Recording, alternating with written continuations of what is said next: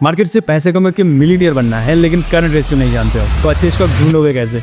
Current ratio एक liquidity ratio है। इससे पता चलता है कोई कंपनी अपने शॉर्ट टर्म एसेट से शॉर्ट टर्म लाइबिलिटीज को पे कर पाएगी या नहीं। इसके लिए हमें कंपनी के शॉर्ट टर्म एसेट को शॉर्ट टर्म लाइबिलिटीज से डिवाइड करना होगा। अगर कंपनी के एसेट्स कम है और लाइबिलिटीज ज्यादा है तो करंट रेशियो होगा <1 और इस केस में कंपनी अपने लाइबिलिटीज को पे नहीं कर पाएगी क्योंकि इसके एसेट्स कम है। और अगर कंपनी के एसेट्स और लाइबिलिटीज इक्वल है तो करंट रेशियो होगा 1 और इस केस में कंपनी अपने लाइबिलिटीज को पे कर पाएगी। लेकिन अगर किसी वजह से कंपनी को कुछ कैश की जरूरत पड़ जाए तब लाइबिलिटीज पे करने में प्रॉब्लम हो सकता है। इसलिए इन्वेस्टर हमेशा करंट रेशियो को 1 से ज्यादा ही प्रेफर करते हैं, क्योंकि अगर करंट रेशियो 1 से ज्यादा हो मतलब कि कंपनी के पास ज्यादा एसेट्स है और कंपनी इजीली अपने लाइबिलिटीज को पे कर पाएगी।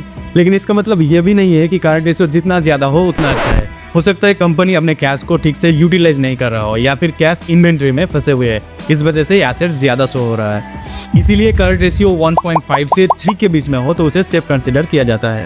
That's all for this video. If you have any queries let me know in the comments.